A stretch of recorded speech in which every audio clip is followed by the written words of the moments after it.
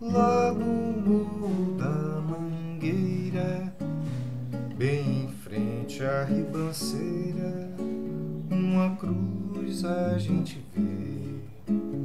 Quem fincou foi a Rosinha, que é cabrocha de alta linha, e nos olhos tem um não sei quê. Numa linda madrugada,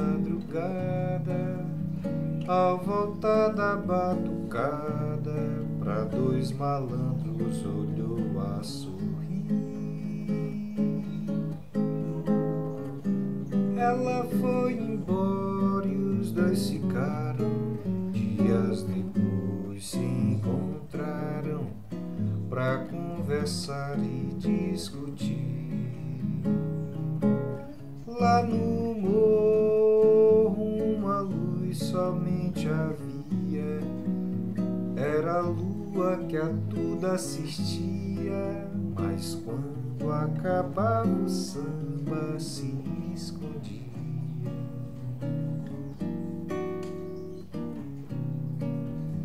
Na segunda batucada, disputando a namorada, foram os dois improvisar.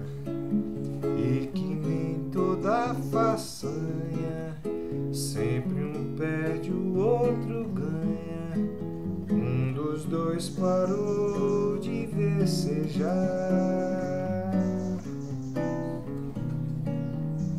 e, perdendo a doce amada, foi fumar na encruzilhada, ficando horas em meditação.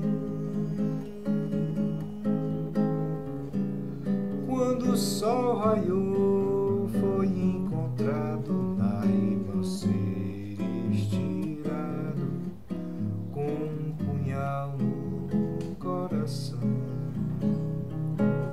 Lá no morro uma luz somente havia, era o sol quando o samba acabou. De noite não houve lua, ninguém sambou.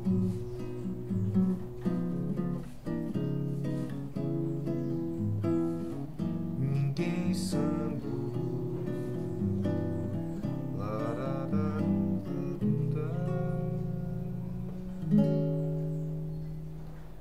Quando o samba acabou.